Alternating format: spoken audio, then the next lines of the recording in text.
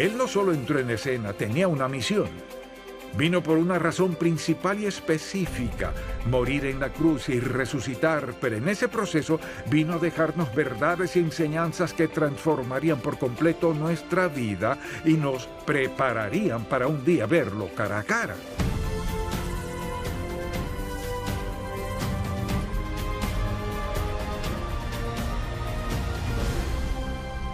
Hace 4 décadas fundamos Ministerios en Contacto para guiar a todo creyente a cultivar una relación más estrecha con Jesucristo. Con los años hemos visto la grandeza de Dios, su amor y su bendición de formas tan maravillosas que queremos que todo el mundo conozca al Señor. Así que abramos la palabra de Dios y busquémoslo juntos.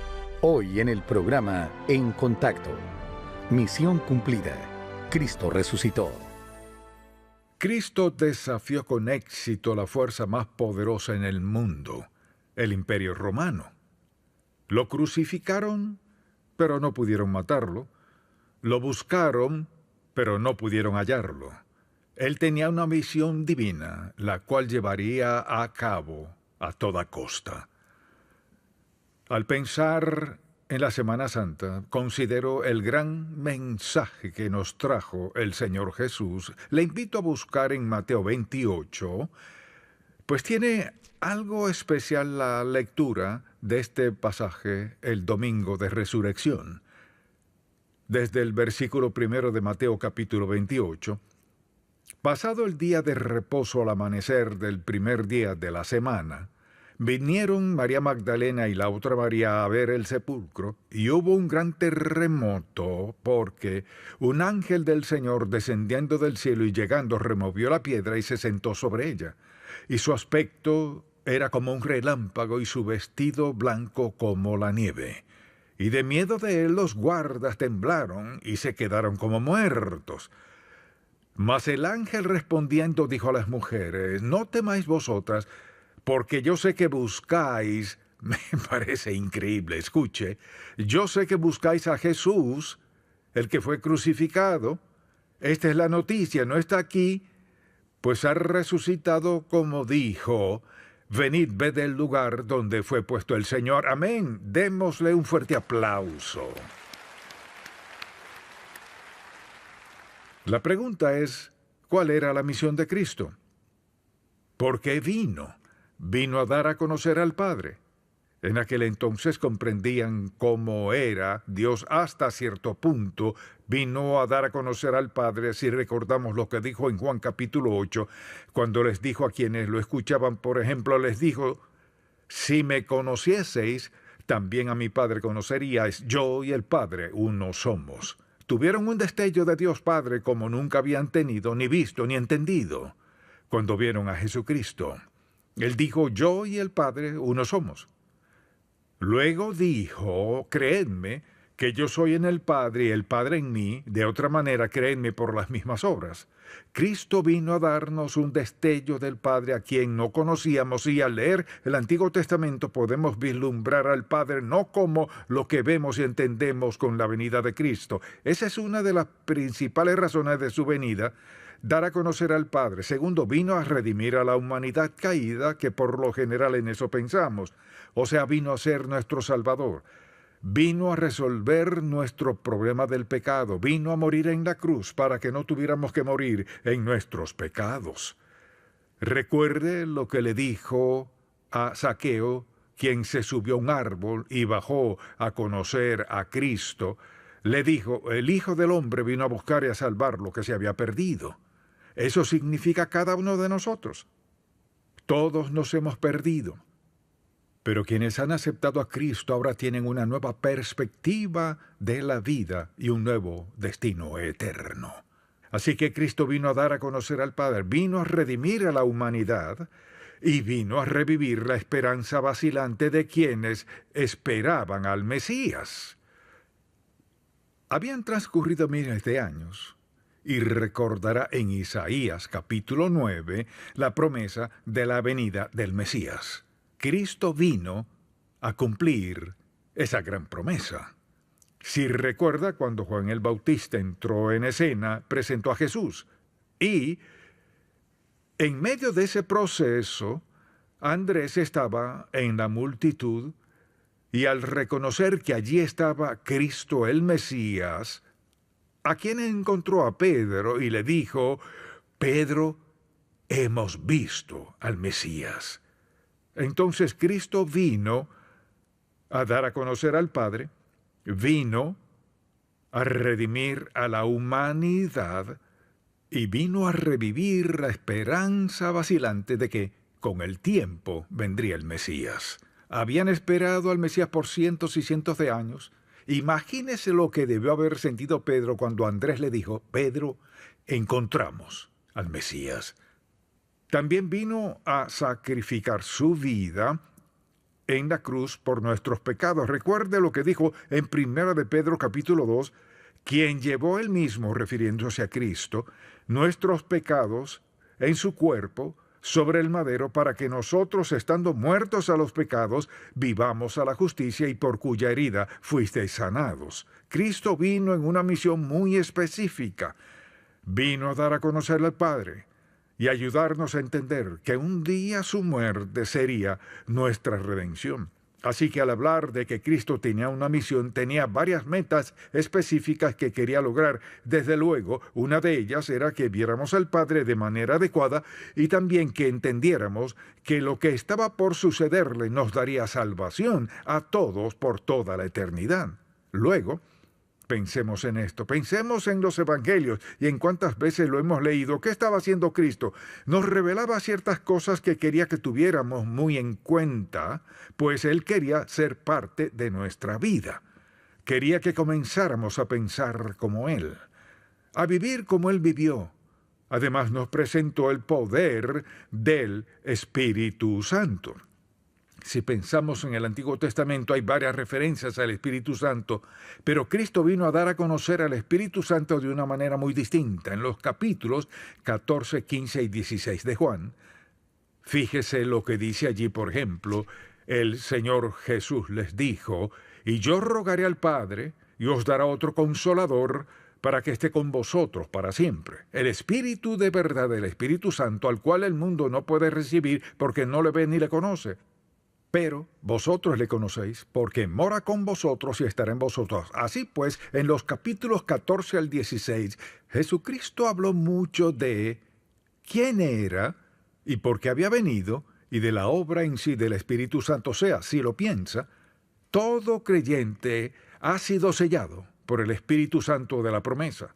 O sea, la diferencia entre los creyentes y quienes no son salvos es ese sello, y ese sello no puede romperse. Somos hijos de Dios, tenemos al Espíritu Santo en nosotros, y uno de los propósitos de que Cristo viniera y pasara tiempo con los discípulos fue dejar claro que al partir, en realidad seguiría allí con ellos en la persona del Espíritu Santo. Pienso en cuántas personas van a la iglesia, dan su vida a Cristo, se bautizan y siguen yendo a la iglesia, no esta, sino muchas otras, y nadie les dice: dentro de ti vive el Hijo de Dios mediante la persona del Espíritu Santo. Él ha venido a morar en ti para hacer ¿qué? El Espíritu Santo viene a morar en nosotros para facultarnos para hacer lo que no podríamos hacer solos. Nadie puede vivir la vida cristiana en su propia fuerza, energía, conocimiento y entendimiento. Tenemos la presencia del Espíritu Santo, quien vino a morar en nosotros, enseñarnos, guiarnos, consolarnos, asegurarnos entre sus otros propósitos. Pero hizo algo más. Vino a enseñarnos a amarnos y a perdonarnos unos a otros. Este es un tema que quizás mucha gente pase toda la vida sin nunca aprender la lección. ¿Cómo perdonar a quienes le han hecho daño?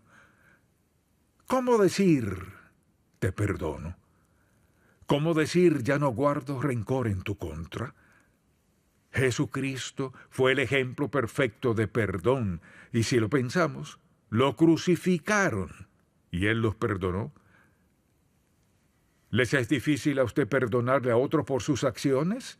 Piense en todo lo que Cristo nos ha perdonado una y otra vez. Él no solo entró en escena, tenía una misión. Vino por una razón principal y específica, morir en la cruz y resucitar, pero en ese proceso vino a dejarnos verdades y enseñanzas que transformarían por completo nuestra vida y nos prepararían para un día verlo cara a cara. Parte de su misión asimismo vino a enseñarnos a orar. De lo mucho que nos ha enseñado, vino a enseñarnos a orar. Una vez sus discípulos le pidieron: Señor, enséñanos a orar, como también Juan enseñó a sus discípulos. Cuando pienso en este versículo, pienso en todos los versículos que deberían ser nuestra inspiración. Está Marcos 1, versículo 35, que dice: levantándose muy de mañana, siendo aún muy oscuro, salió y se fue a un lugar desierto y allí oraba. Pensemos en esto. Consideremos la vida del Señor Jesús. Escogió enseñanzas muy específicas con las que quería instruirnos para que supiéramos que eran verdades absolutas que, al ponerlas en práctica, transformarían nuestra vida. Así pues, Cristo nos dio el ejemplo perfecto de cómo orar. Se levantaba muy temprano, aun siendo oscuro, y se iba a un lugar aislado a orar, y me imagino, de hecho, estoy seguro de que no era: Señor, bendíceme hoy. Y me pregunto cuántos cristianos, cuántos en el pueblo de Dios hacen una breve oración en la mañana antes de entrar a la autopista y le piden a Dios protección y un buen día, etc. Fíjese bien. Jesucristo se despertaba mucho antes del amanecer. ¿Tiene usted por costumbre orar? ¿Por qué está esto en la Biblia si no es para darnos un ejemplo y para desafiarnos? Ningún momento en nuestra vida es más valioso a los ojos de Dios Padre que cuando apartamos tiempo para estar con Él y le damos toda nuestra atención y aligeramos nuestro corazón, le decimos lo que lo amamos, que queremos alabarlo. Es uno de los momentos más valiosos en la vida. Y le digo que he sido creyente desde hace mucho tiempo. Y la mayor lección que he aprendido es levantarme temprano en la mañana, hablar con el Padre y encauzar mi vida. Muchas veces he tenido que pensar: Señor, esta mañana casi lo pierdo de vista. Esta mañana casi lo pierdo de vista. Mira lo que está pasando. Pero siempre recuerdo que cuando Jesucristo comenzaba su día, comenzaba con el Padre, pero tuvo días muy difíciles y por último la crucifixión. Así pues, pensemos un momento en esto. No tenemos la facultad de levantarnos y salir a vivir un día exitoso, agradable a Dios, al amar, perdonar, ayudar a otros y vivir como Dios quiere, si no comenzamos bien el día. No hay nadie que esté tan ocupado en tantas actividades buenas como para no tener tiempo para comenzar el día con Dios. La Biblia dice: levantándose muy de mañana, siendo aún muy oscuro. Ahora, si alguien preste atención, Cristo solo tenía 3 años, y esta era parte de su misión. Solo tuvo 3 años. Estaba muy ocupado, pero comenzaba su día a solas con el Padre para recibir la energía, la fortaleza, la sabiduría, la guía y la ayuda necesaria para hacer lo que Dios le había encomendado. Si me detuviera aquí, le diría que lo más importante en su vida es su relación personal y estrecha con Dios Padre. Eso mismo fue lo que dijo el Señor Jesús. Mucho antes del amanecer, era parte de su misión enseñarnos a orar. Por eso sus discípulos estaban tan impresionados con lo que pasaba en la vida del Señor que dijeron: enséñanos a orar, como también Juan enseñó a sus discípulos. Cristo fue el ejemplo perfecto. Mire, no podemos darle a Dios Santo una excusa para no comenzar el día con Él, porque cada aliento nuestro viene de Él. cada vez que respiramos. Y desde luego vino a darnos la seguridad de la vida después de la muerte. Recordará que cuando Lázaro murió, fue muy difícil para Marta y María porque Jesús no estaba allí y pensaban que debía estar allí. ¿Alguna vez has sentido así? Señor, ¿dónde estás? Estoy pasando por esto. ¿Por qué no haces algo? Él no llegó cuando lo esperaban y le dijeron, Señor, si hubieses estado aquí mi hermano no habría muerto.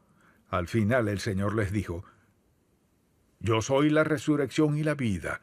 El que cree en mí, aunque esté muerto, vivirá. Piensa en eso. Tiene la promesa de vivir aún después de morir. Todos hemos tenido seres queridos y amistades que han partido, y dice la Biblia que vivimos aún después de morir. La razón por la cual podemos saberlo es porque Él dio vida eterna en la cruz.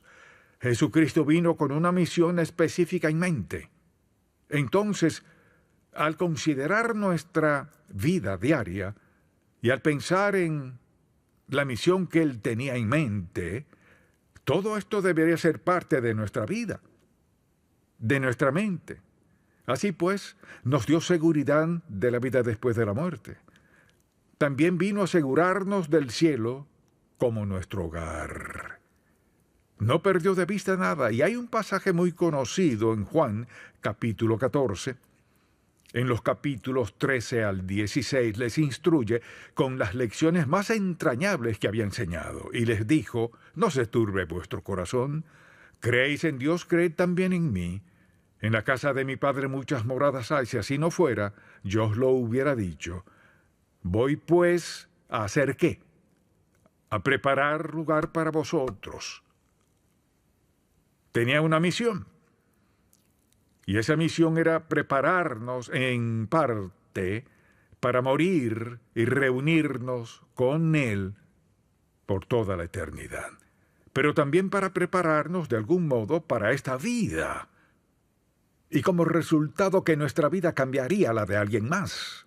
Entonces le pregunto, en su círculo de amigos y conocidos, escuche bien, puede mencionar a una persona,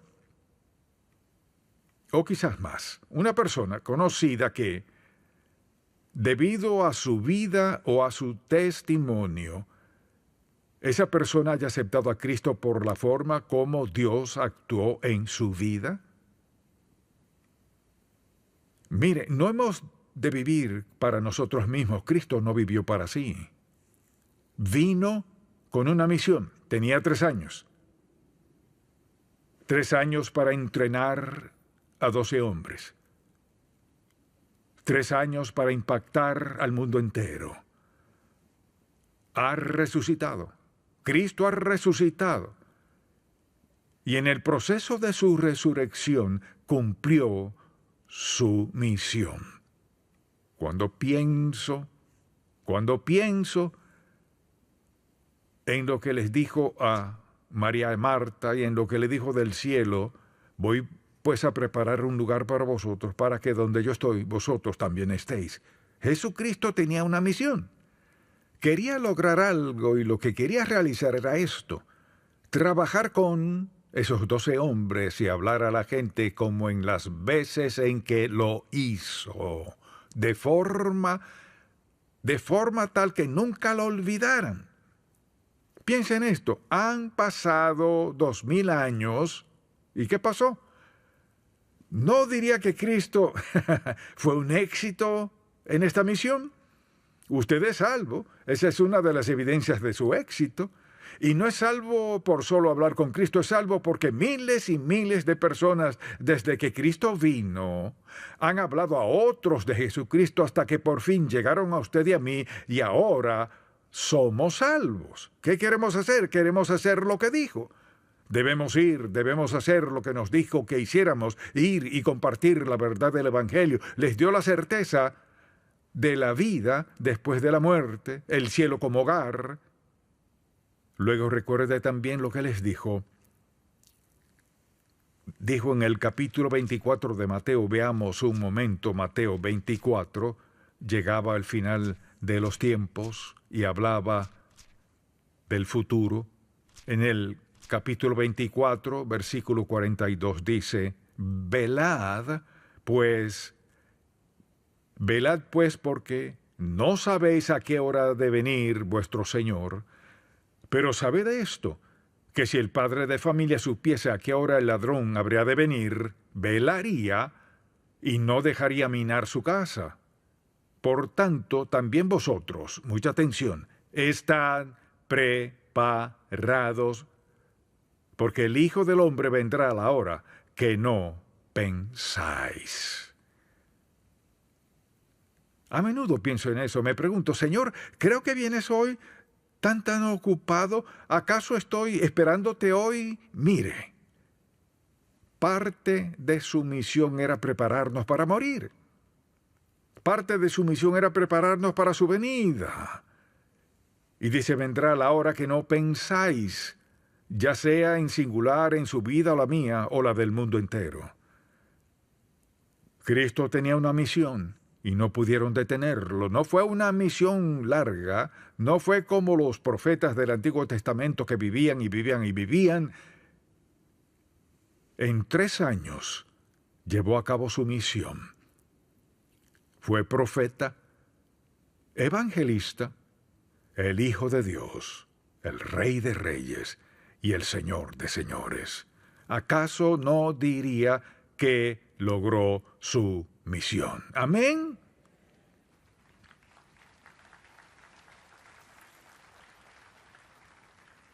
Entonces le pregunto, quizás usted asista a la iglesia o tal vez no. Puede que alguien le haya invitado hoy, tal vez haya decidido venir por ser Semana Santa.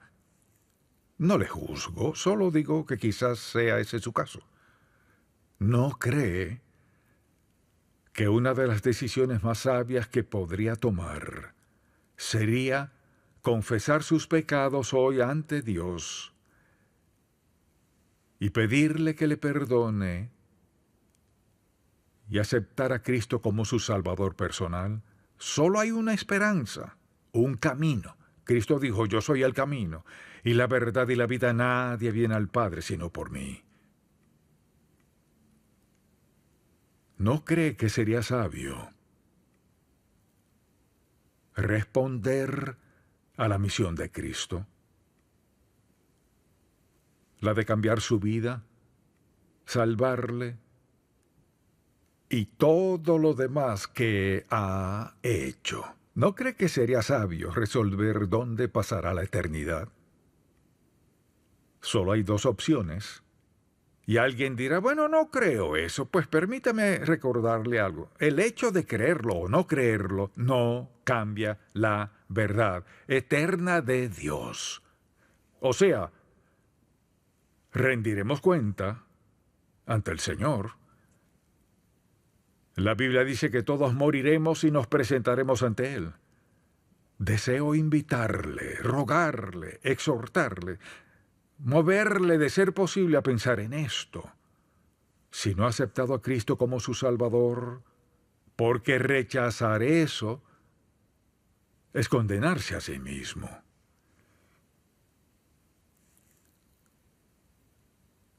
Está establecido para los hombres que mueran una sola vez y después de esto, el juicio. Quizás diga: bueno, no sé, es indiferente lo que piense. Está establecido para los hombres que mueran una sola vez y después de esto el juicio. ¿Cómo se prepara para esto? Le diré cómo. Cristo fue a la cruz, dio su vida, derramó su sangre. La Biblia nos enseña que su sangre, su muerte, fue la paga por nuestro pecado. ¿Estaría dispuesto a pedirle hoy a Dios perdón por su pecado? ¿Le pediría que le perdone y le limpie? Le pediría que le tome para sí, no porque lo merezca, sino porque por esa razón vino, porque le tenía en mente.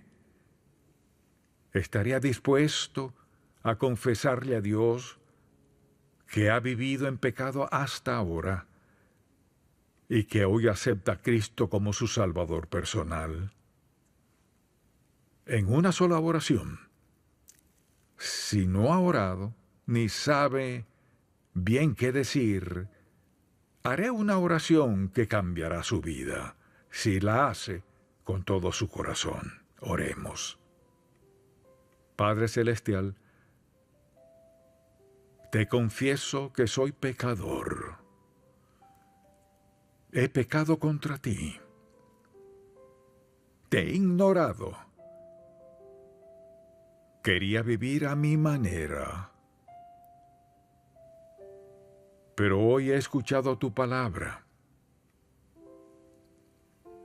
Te pido que perdones mi pecado. Creo que la muerte de Cristo en la cruz pagó toda mi deuda de pecado y lo acepto como mi Salvador personal y te entrego mi vida. En el nombre de Jesús. Amén. Si hizo esa oración, su nombre acaba de escribirse en el libro del Cordero.